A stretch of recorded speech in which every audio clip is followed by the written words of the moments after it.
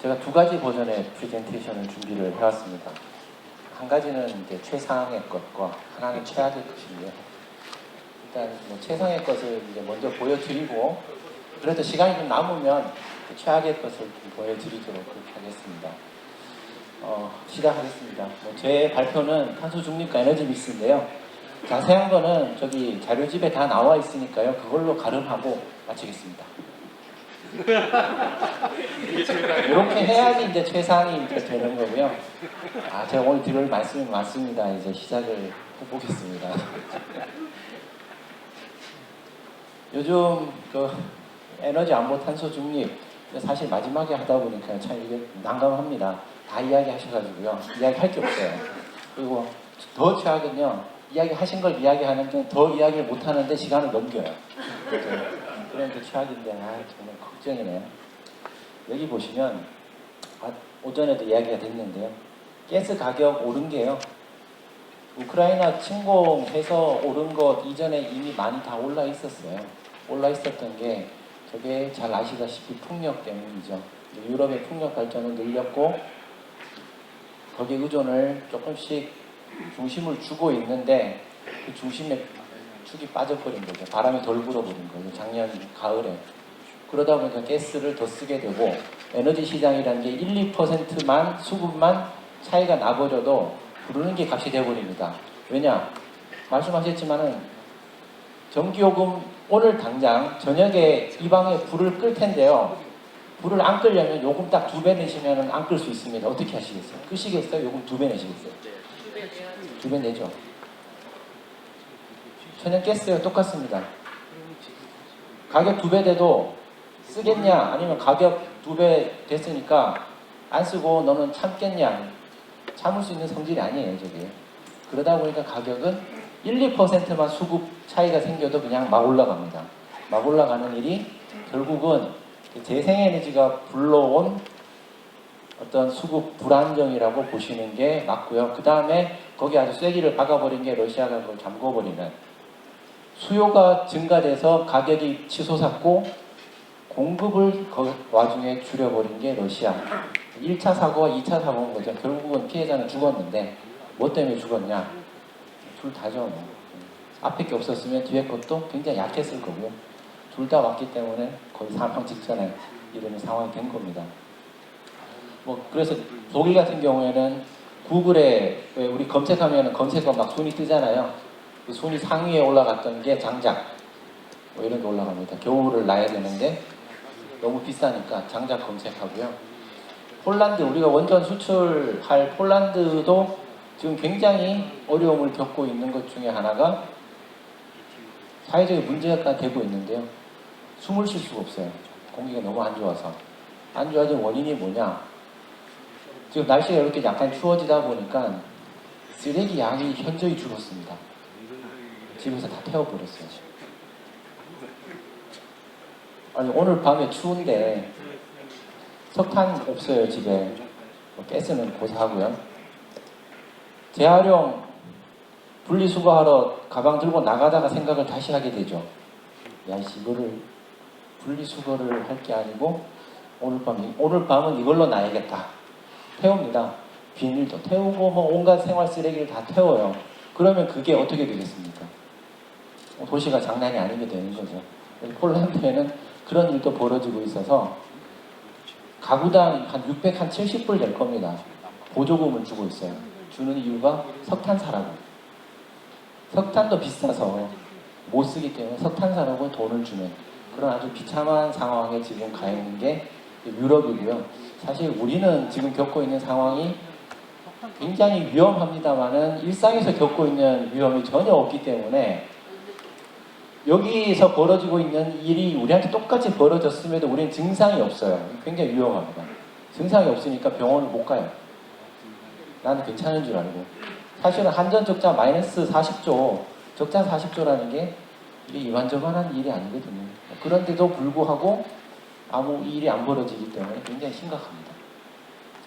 그러니까 기후변화는 이미 이제 우리한테 이제 와 있는 거고요. 여기 독도는 우리 땅이라는 노래 잘 아시죠? 울릉도 동남쪽 백길 따라 뭐죠? 그러실 줄 알았어요. 200리 그러면 이제 옛날 사람입니다. 82년에 이제 노래를 배우신 거죠. 87K입니다. 87K. 87km. 근데 아무도 리 단위를 안 쓰기 때문에 이제는 단위를 바꿨습니다. 그래서 그때 2012년 가사가 공식적으로 바뀔 때 87km로 바뀌었고요. 행정구역이 남면도동 이거까지는 안 외우셨나요? 1번지. 근데 도로명 주소로 바뀌었습니다. 근데 번지가 아니라 지번이 아니니까 그거는 그냥 행정구역이 바뀐 거니까 아니 행정구역이 아니라 명이 바뀐 거니까 뭐 그렇다 치더라도 평균 기온 12도 가사에 기억하실 겁니다. 강수량은 1300 13도로 바뀌었습니다. 2012년에 딱 30년 만에 1도 올랐어요. 그리고 비는 500mm가 더 옵니다. 그리고 오징어 꼴뚜기 대구 명태 거북이 뒤에 또 해녀 대합실까지 있는데 해녀 대합실은 없어졌지만 뭐 그거는 뭐 어쩔 수 없고요. 오징어 꼴뚜기 대구까지는 살아남았고 홍합 따개비로 바뀌었습니다. 명태 거북이가 떠났기 때문에 생태계 변화까지 생긴 거죠. 자, 그런데 이거를 안타깝죠. 이 둘을 이제 볼 수가 없는 데다가 온도가 오르고 비가 더 많이 오고 근데 비가 많이 오는 거는 나쁜 건가? 솔직히 비가 좀 더 오는 거는 큰 문제 아니지 않습니까? 그런데 문제는 독도는 원래 비가 많이 오는 데이기 때문에 바닷물이 차서 비가 더 오게 됐지만 이 더 온 비는 도대체 어디서 왔겠습니까? 증발이 많은 데서 온 거예요. 증발이 많은 데는 더 많아집니다. 그러니까 가뭄은 더 심해지고 홍수도 더 심해집니다. 두 개가 같이 일어나요. 그러다 보니 기후가 변하고 생태계가 변하는데 우리는 이거 명태 거북이 없어도 살긴 살아요. 사는데 문제 없습니다. 그러니 우리가 기후 위기라고 굳이 이걸 이야기하기는 어렵겠죠. 그렇지만 우리는 거의 상위 10% 안에 들어있는 나라이기 때문에 사실 뭐가 변화가 생겨도 살아남을 수는 있어요. 그렇지만 상위 10%가 더 이상 아닐 위기도 기후위기가 가지고 옵니다. 우리가 이 기후위기에 대처를 잘못하면 앞에 오전에 오후에 많이 말씀하셨지만은 삼성전자도 사라질 수 있고요. 우리 산업 다 망가질 수도 있습니다. 그러면 독도는 우리 땅이라는 노래를 옛날에 부른 적이 있었지. 지금은 일본 땅인데 독도 팔아야 될 수도 있습니다. 우리나라가 뭐 언제까지 이렇게 잘 사는 나라로 남아있을이라는 보장은 없는 거예요. 이 기후위기에 대처하기 위해서 우리가 어떤 방법을 택하느냐에 따라서 살아남을 거냐 죽을 거냐 저게 우리 땅으로 남을 거냐 아닐 거냐 달려있는 거죠. 그러니까 이건 뭐 인류의 종말을 가져온다. 그래서 우리가 다 같이 나서야 된다까지 가는 데까지는 잘 모르겠습니다. 하지만 굉장히 많은 국가들이 피해를 볼 거고요. 그러면서 에너지 문제, 식량 문제 같이 생길 겁니다. 거기에는 우리도 대비를 해야 되고 남도 대비하는데 도움이 되도록 우리가 처신을 해야 될 책임감이 있는 나라라고 생각합니다. 기후위기에 대처를 해야 되는데 자 그러면 어느 나라가 나서는 게 좋겠습니까? 라고 물으면 이제 우리나라라고 젊은 세대들도 대답을 하는데 마치 통일 문제하고 똑같아요. 통일을 해야겠습니까? 라고 물으면 젊은 세대는 통일할 필요 뭐 있겠습니까? 라고 해요. 돈도 많이 드는데. 그렇지만 질문을 바꿔서 북한이 붕괴돼서 사라지는데 그럼 거기를 누가 차지해야겠습니까? 그러면 우리가 차지해야죠 라고 이야기합니다. 이제 질문이 바뀌니까 답이 달라지는 거죠. 기후변화에 대처하는 것도 사실 우리가 원자력을 잘하고 있어서 기후변화 대처에는 굉장히 이점이 큰데 자 그러면 앞으로 기후변화 대처하는데 이 원자력을 버리고 다시 1980년대로 돌아가서 태양광 풍력을 해가면서 그냥 한계가 있는 걸 끝까지 가는 게 맞겠습니까? 아니면 우리가 원자력을 하면서 세계에도 도움을 주고 우리도 살아남는 게 낫겠습니까? 라고 하면 좀 생각이 조금씩은 바뀔 수가 있을 것 같아요. 여러 나라 다 이제 탄소 중립을 향해서 달려가고 있는데 한 두 나라, 세 나라 정도가 탄소 중립 이미 달성을 했어요. 이미. 그 중에 한 나라가 수리남입니다. 수리남은 탄소 중립 달성했습니다. 비결은 뭘까요? 마약이 아니고요. 아무것도 없어요. 네, 아무것도 없습니다. 그리고 동아시아 최대 청정 국가가 북한입니다. 무려 70%의 전력이 청정 수력에서 오는데 그보다 더 청정한 나라 없습니다. 우리나라도 못 따라가요. 이게 비율만 가지고 뭐 단순하게 탄소 중립을 달성하네 만에 가지고 이야기할 수 있는 문제가 아니라는 거죠. 선진국들만 쫙 뽑아가지고 전력 생산 100% 어떻게 하느냐 보면 화석연료 요 위에 있는 거 작은 나라들 보시면 대부분 원자력과 수력 비중이 높아요. 이 위로 가면 수력이 작고 원자력도 작고 석탄이 많고 이런 나라들인데 우리나라는 뭐 불행히도 수력이 없습니다. 왜냐하면 비로 다 여름에만 오기 때문에. 여기 수력이 센 나라들은 뭐냐? 대부분의 강수량이 눈으로 오는 강설량이 많은 나라입니다. 그러니까 산에 쌓여있는 눈이 다 댐인 거죠. 그런 나라들은 굉장히 좋죠. 수력도 하고 원자력을 더해주면 게다가 부자 나라들이니까 원자력을 할 수 있습니다. 가난하면 원자력도 못해요. 어머니 가발 팔고 공제 공장에서 열심히 해가지고 원자력 발전소 지었던 우리가 이상한 거지 다른 나라들이 이상한 게 아니에요. 부자 나라들이 할 수 있는 게 원자력이에요. 그리고 여기서 원자력과 수력 여기 선진국 그룹은 이렇게 하는데 자 그럼 선진국 그룹은 이렇게만 따라가면 되겠냐? 근데 숙제가 더 큰 게 있어요. 탄소 중립으로 가면 전기차 분력이 되니까 이제 휘발유 하던 것도 전기로 써야 되고 인덕션으로 하기 시작하니까 가스 쓰던 게 인덕션으로 전기로 오고 전기 수요가 우리나라로 보면 한 2배 반 정도 늘어날 거고요. 그냥 빈칸이 하나 반 생기는 거예요. 이 한 칸도 이거 지우고 이걸로 넣는 게 어려운 마당에 빈칸이 2개나 생겼는데 이걸 뭘로 채우겠습니까? 독일처럼 하겠습니까? 독일은 남을 때 남한테 넘겨주고 모자랄 때 남한테 받아오는데 남들도 다 독일처럼 하면 성립이 안 되죠. 성립이 안 됩니다. 그러면 뭐 저장하고 뭐 할 거냐? 그거 저장 안 될 이야기입니다. 간단한 계산만으로 여기 보이는 이 ESS가 여기에 배터리 컨테이너가 12개가 있고요. 여기에 파워 컨버전하는 컨테이너가 12개가 있어서 이게 24메가와트 아워 정도의 용량을 가지는 건데 우리나라 하루치 저장하는 데만 자그마치 돈으로 ESS가 싸진다는 가격 기준으로 지금 가격 아니고요. 싸진다는 가격 기준으로도 1000조 원입니다. 뭐 어마무시한 돈이기 때문에 불가능한 데다가 요게 축구장 얼추 축구장만 해 보이죠? 여기 시설이 요게 17만 군데가 만들어져야 돼요. 하루치. 그럼 읍면동이 3,500개니까 동네마다 50군데만 하면은 간단히 해결될 문제입니다. 이 간단한 거를 왜 안 하고 있는지 모르겠어요. 바로 내일부터라도 동마다 50군데만 딱 저기 축구장만한 거 딱 마련해가지고 여기가 배터리 부지다 건드지 마 해서 추진하면 될 일입니다. 이 정부의 의지 문제예요. 아리백은 뭐 많이 이야기를 하셨죠. 제가 뭐 자주 이제 드는 비유인데요. 여기 보이시는 이 태양광 요트가 뭐 좋죠. 태양광으로 가는 낭만이 있는데 밤에는 못 가죠. 태풍 오면은 더 못 가죠. 그래서 이 요트를 개조를 해서 디젤 엔진을 달았습니다. 달고 승객을 모집해요.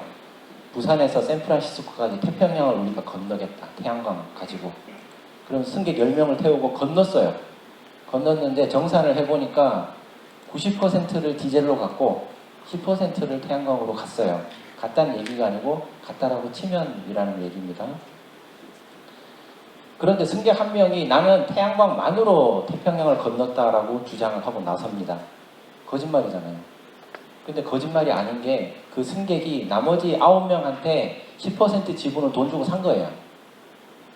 다들 10%는 태양광으로 건너왔으니 10% 돈 드릴 테니까 그거 권리 나한테 주라.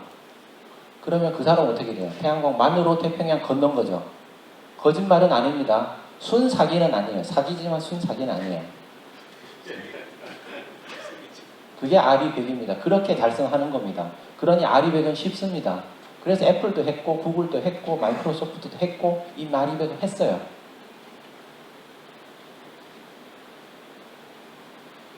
그런데 구글이 그리고 다른 나라 이제 정부들하고 같이 이니셔티브를 하나 만들었는데 구글 들어와 있고 마이크로소프트도 여기 들어와 있습니다. 한 160개 이상의 정부와 회사 단체가 들어와서 UN 에너지, UN 차원에서 하는 겁니다. 이거는 하루 24시간 365일 카본 프리로 하자. 태양광 밤에 못 쓰지 않냐?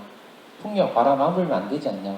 없을 때 방법이 없으니 실제로 지구에 도움이 되기 위해서는 24시간 돌아갈 수 있는 청정 전력이 필요하다. 이것이 뭐냐? 아리백의 다음 단계예요. 사실 난이도로 따지면. 그런데 우리나라는 희한하게도 아리백은 어렵지만 CF100은 쉬운 국가입니다. 원자력이 포함되기 때문이에요. 그렇기 때문에 원자력 전기를 사용한 제품이라는 혹은 이 산업에서 사용했다는 것만 국가에서 잘 인증만 해주면 CF100으로 갈 수 있는, 그리고 탄소 국경세를 하더라도 원전 전기 가지고 만든 제품이니까 탄소 배출 없다라는 것만 인정이 되면 국경세 낼 필요도 없는 겁니다. 이 전략으로 가는 게 맞는 국가 전략입니다. 원자력 사고 위험성 뭐 이런 거는 제가 넘어가도록 하겠고요. 원자력 대세입니다. 뭐 유럽도 미국도 게다가 미국 민주당까지 바꿨습니다. 민주당이 48년 동안 원자력을 청정에너지에 포함을 안 해줬습니다. 카터 대통령 때부터요. 아까 그 스리마일 아일랜드 사고 나고 카터 대통령 그 시절부터 정강을 바꿨습니다. 바꿔서 지금 있는 원전 그리고 앞으로 올 원전 다 청정이다. 그리고 중국 패고 기후변화 극복하고 하는데 가장 중요한 무기가 뭐냐? 재생에너지와 원자력이다. 그리고 여기에 핵심이 뭐냐면 자국산을 강조해서 돈을 거기다가 풀고 있고, 자국산 원자력 발전에서 나오는 거에 보조금 주겠다. 우리나라에 원자력 발전 지으면 보조금 주겠다 해서 보조금을 뿌리고 있는 겁니다. 프랑스도 SMR 개발하겠다. 그리고 신규 원전 14개 건설하겠다. 나섰고요. 영국은 사기업들이 이거 전기 공급 위해서 원전 짓는데 돈이 너무 많이 드니까 초기에 그 돈을 마련해주기 위해서 전기요금에서 미리 받아가는 걸 허용하겠다라는 입법도 추진 중입니다. 그러니까 우리가 원자력 발전, 마치 정주영 회장님 스타일인 것 같기도 한데요. 원전을 지어서 전기를 공급해 드릴 테니 요금을 먼저 내시오. 이렇게 된 거예요. 요금을 먼저 받아서 발전소를 짓고 난 뒤에 그럼 전기가 나오면 그때 확 깎아 드릴게요. 이렇게 된 겁니다. 이거를 잘 될지 모르겠습니다. 하여튼 추진은 합니다. 뭐 중국도 하고 일본도 하고 심지어 일본도 합니다. 그래서 중국도 하고 일본도 하는데 우리만 안 하고 있으면 아까 말씀드렸지만 우리 국력이 저 독도를 지킬 수 있는 국력이 될까 안 될까 모르겠습니다. 안 될 것 같습니다. 정권도 바뀌었고 정책도 바뀌었고, 그런데 뭐 내용 자체는 아직 우리가 뭐 속 시원한 그때까지는 미치지 못했습니다. 예전에 원자력 비중은 50%를 넘었던 90년 초반이 있었습니다. 51% 뭐 이랬습니다. 50% 넘었던. 그러니까 우리가 50%까지 가지고 가서 생길 수 있는 문제는 사실상 크지는 않다고 봐요. 지금의 비중이 오히려 너무 낮아져가지고 이만큼 덩치 정도는 가스를 원자력으로 대체를 했어야 되는데 못한 것 때문에 지금의 모든 사단이 이 무렵부터 계속해서 그냥 지금까지 오고 있는 것 같습니다. 다음에 보면은 뭐 더 확실하죠. 여기 보이나요? 배들의 불빛. 저게 유전에서 나오는 불빛이면 좋겠는데 얘는 배들이고 아주 깔끔하게 선이 쫙 가 있죠. 네, 중국 어선들이 우리 이의지에 바짝 붙어가지고 넘어갔다 오고 넘어갔다 오고 넘어갔다 오고 이제 이러고 있는 겁니다.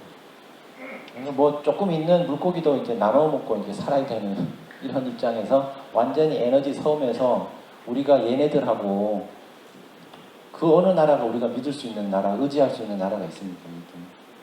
혼자 살아야 돼요. 혼자 살아야 되는데 살 길이 가장 좋은 방법은 이런 겁니다. 탄소 중립으로 가는 거. 이거 핵 추진 항공모함입니다. 원자력 추진 항공모함. 여기 들어있는 그 원자로가 두 개가 있는데 두 개 사이즈를 다 합하면 월성 1호기 뭐 가까이 됩니다. 월성 1호기 만한 게 저기 들어있어요. 있어서 5,000명이 먹고 자고 하는 거 필요한 물하고 전기하고 다 공급하고 추진력까지 공급하고 합니다.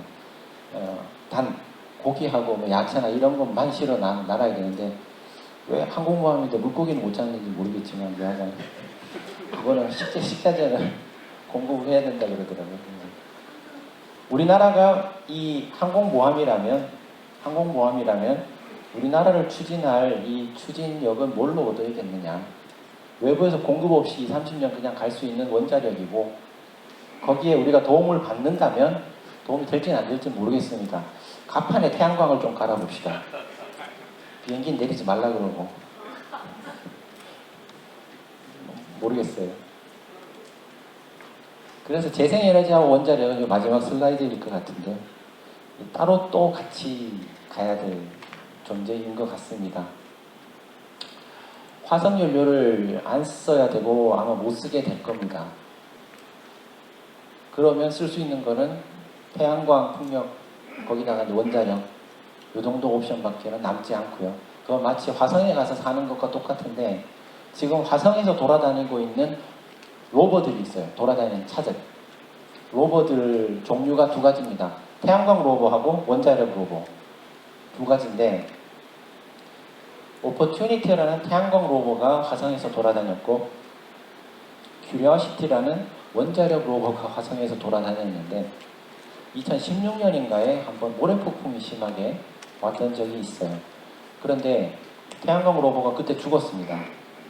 연락이 두절되고 유언을 남겼는데 유언이 이겁니다. 지구로 보낸 마지막 송신이 날이 어두워지고 있다. 배터리는 다 됐다. 끝. 그러고 나서 연락이 1년 동안 두절돼서 사망 호소인으로 남아있다가 호소 로버인가? 남아있다가 정식 사망으로 이제 처리돼서 지금은 이제 미션이 종료된 상태인데요. 자그마치 그때 둘이 4,000km 정도 떨어져 있었어요. 그때 얘도 모래폭풍 속에 있었습니다. 근데 얘는 지금도 돌아다녀요. 왜 얘가 죽었느냐? 화성이 밤이 무지하게 춥습니다. 그래서 밤에는 영하 100도에서 150도 정도 내려가고요. 낮에는 영하 0도 근처. 아주 더운 날은 20도 찍을 때가 뭐 가끔 적도 부근에 있고 거의 0도. 그러니까 밤에 영하 150도에서 이 전자장치가 살아남으려면 히팅을 하는 수밖에 없습니다. 아침 되면 안 켜져요. 그대로 두면. 히팅하기 위해서 쓰는 전기는 이 배터리 안에 있는 전기예요. 태양광으로 축전해놨던. 그런데 며칠 동안 해가 안 뜨고 모래가 여기에 올라앉고 하면 견딜 수 있나요? 방법이 없어요. 제가 볼 때는 사망 원인은 밝혀지지 않았습니다만 동사입니다. 저 얼어 죽었어요. 근데 만약 얘는 원자력 그 배터리가 들어있기 때문에 그냥 내장이 뜨끈뜨끈해요. 그렇기 때문에 그냥 돌아다닙니다. 게다가 하는 일도 많아요. 땅도 파고 뭐 돌아다니는 얘는 그냥 사진만 찍어요. 찍사. 얘는 뭐 카메라도 열 몇 대가 달려있지만 카메라만 있는 게 아니고 뭐 실험 장비가 다 달려있어요. 그래서 뭐가 있나 없나 팝니다. 그리고 최근에는 뭘 보냈냐면 큐리오시티 후속으로 퍼시비어런스라는 걸 하나 또 보냈어요. 근데 거기에 또 태양광을 딸려 보냈어요. 이번에는 딸려 보냈습니다. 아까는 4,000km나 떨어져서 보냈는데 이번에는 딸려 보냈는데 태양광 헬리콥터를 조그마한 그 뭐죠? 드론, 태양광 드론을 같이 딸려 보냈어요. 배에다가 장착해가지고 요 배 쪽에다가요. 배 쪽에다 장착해가지고 보냈는데 걔가 하는 일은 뭐냐? 화성에서 최초로 한번 날아보는 거. 그거 하러 보냈는데 날 수 있는 시간이 만 수십 초.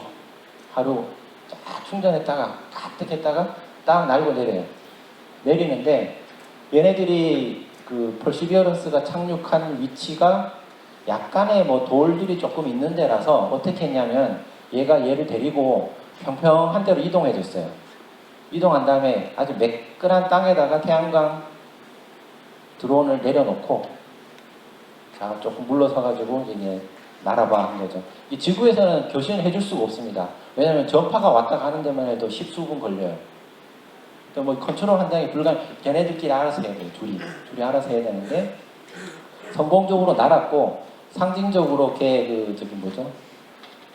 그 드론 태양광 드론에 뭘 실어 보냈냐면 라이트 형제가 비행기 처음 했잖아요. 그때 날개에 쓰였던 천조가리를 상징적으로 그 안에 심어가지고 보냈습니다. 그래서 외계에서 지구 밖에서 비행을 한 최초 뭐 기록을 만들었는데 그 이전 모래 폭풍에서는 얘가 죽었는데 얘가 옆에 있었다면 아마 살릴 수 있었을 거예요. 제 저기 있다. 적어도 죽었는지 살았는지는 확인해 줄 수 있었을 겁니다. 근데 지금은 같이 보냈어요. 바로 옆에. 보냈으니까 제가 죽었는지 살았는지 그것도 원자로 로버가 보내줄 수 있을 겁니다. 우리나라는 어찌됐거나 이런 존재이기 때문에 지금 잘하고 있는 원자력은 쭉 계속하고 그 다음에 태양광 스스로 24시간 공급할 수 있는 체계를 갖추고 원자력도 한 50%를 넘어가면 우리도 부하 추정이라든지 여러 가지 숙제들이 있습니다. 그건 또 우리가 나름대로 하고 해서 서로 따로인 것처럼 그렇지만 서로 도와줄 수 있을 때 도와주는 주로 거의 일방적인 도움이죠. 우리가 도움을 주는 거죠. 원자력이. 그런 관계로 결국 믹스를 가져가야 되지 않겠는가 하는 생각을 말씀드리면서 제 발표를 마치겠습니다. 고맙습니다.